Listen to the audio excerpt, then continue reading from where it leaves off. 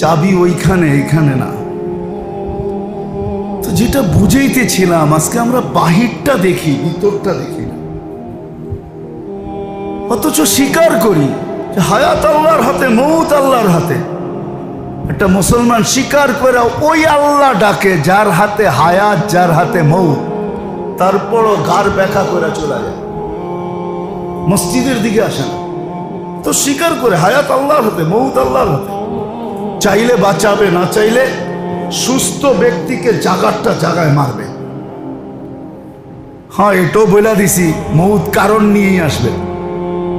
কেননা মালাকুল মৌতের প্রশ্নের উত্তরে আল্লাহ এটাই বলছিলেন, সাজআলু লিল মাউতি সাবাবা, আমরা মৃত্যুর কারণ বানায় দিব।